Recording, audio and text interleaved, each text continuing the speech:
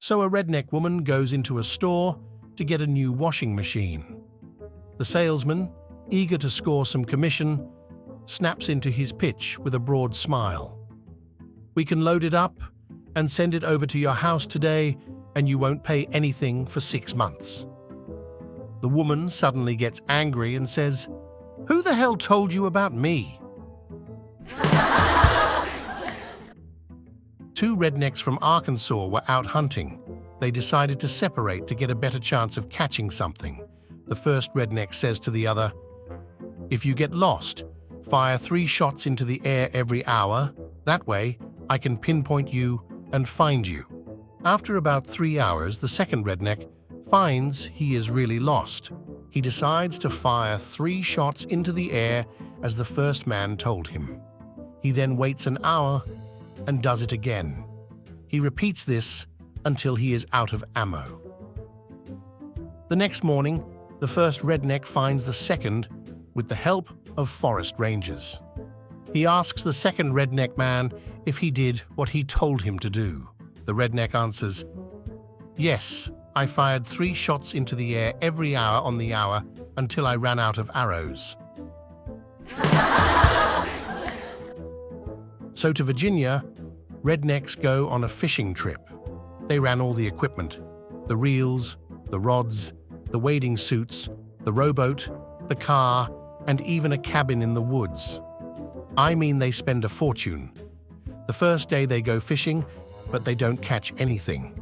The same thing happens on the second day and on the third day. It goes on like this until finally, on the last day of their vacation, one of the men catches a fish. As they're driving home, they are really depressed. One guy turns to the other and says, "Do you realize that this one lousy fish we caught cost us $1,500? The other guy says, "Wow, then it's a good thing we didn't catch any more." So, 3 rednecks. Jimmy, Billy, and Bob were working on a cell phone tower. As they were climbing down, Jimmy slipped and fell to his death. The ambulance came to take the body away, and Billy said to Bob, "Someone should go tell Jimmy's wife about what happened." Bob offered to do it, saying that he was good at handling sensitive situations. 2 hours later, Bob returned with a case of beer. Billy asked him where he got it, and Bob replied, "Jimmy's wife gave it to me."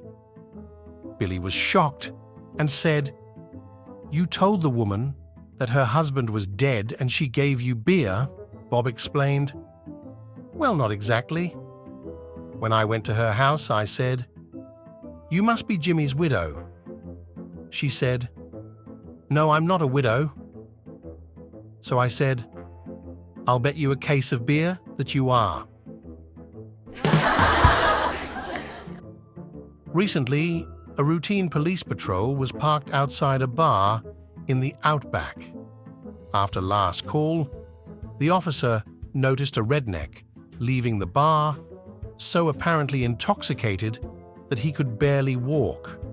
The redneck stumbled around the parking lot for a few minutes, with the officer quietly observing. After what seemed an eternity, in which he tried his keys on 5 different vehicles, the man managed to find his car and fall into it.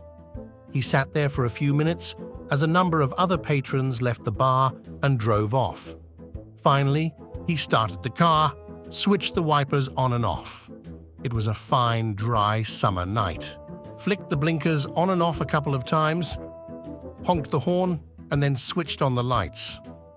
He moved the vehicle forward a few inches, reversed a little, and then remained still for a few more minutes as some more of the other patrons' vehicles left.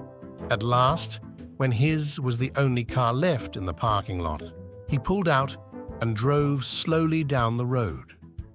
The police officer, having waited patiently all this time, now started up his patrol car, put on the flashing lights, and promptly pulled the man over and administered a breathalyzer test.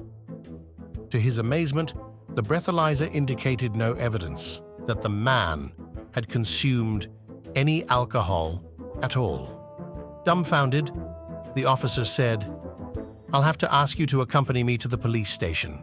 This breathalyzer equipment must be broken." "I doubt it," said the truly proud redneck. "Tonight, I'm the designated decoy." A redneck is hiking through the woods with two Native Americans. They happen across a cave. One of the natives yells, "Whoop, whoop." Another voice calls from the cave, "Whoop, whoop." The man strips naked and runs into the cave. "What was all that about?" the redneck asks. The other native explains, "It's our mating ritual. A woman who is ready to mate will wait in a cave. If we come across a cave, we yell inside. If we hear a call back, we know we can go in and mate with her." A few minutes later, they come across another cave. Whoop, whoop, whoop, whoop. Without hesitation, the second native took off his clothes and ran inside. All alone, the redneck continued on his way. Eventually, he came across a very large cave. "There must be a large, beautiful woman in here," he thought. Whoop, whoop, whoop, whoop. Wow, she's got a voice. Sounds like she's larger and beautifuler than I imagined. He strips off his clothes and runs into the cave. The next day, the headline in the newspaper read, "Naked Redneck Run Over by Train." A guy, redneck, and a girl redneck just got married. It's the night of the honeymoon, and the guy's parents come home to find their son sitting there on the couch. "Son, what are you doing here? Tonight's your honeymoon. You should be with your bride." The son looks up forlornly, with tears in his eyes. "Well, Dad, I found out she's a virgin." The father shrugs and says, "So? Come on, Dad. If she ain't good enough for her own family, she damn sure ain't good enough for ours." Bubba and Billy Joe were on vacation, walking downtown, window shopping, and they see a sign on a store which reads, "Suits $5.99 each, shirts $1.99 each, trousers $2.49 each." Bubba says to his pal, "Billy Joe, looky here. We could buy a whole gob of these, take 'em back to Georgia, sell 'em, and make a fortune. Just let me do the talkin'.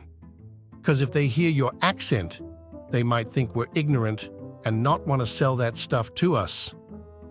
Now I'll talk in a slow Texas drawl, so's they don't know we is from Georgia."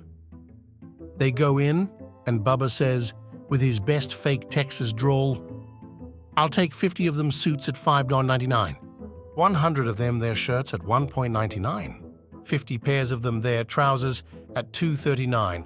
I'll back up my pickup," and the owner of the shop interrupts, "Y'all from Georgia, ain't ya?"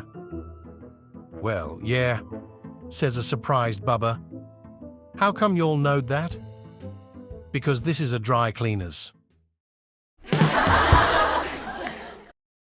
My friends, if you want to watch other funny jokes, subscribe to the channel.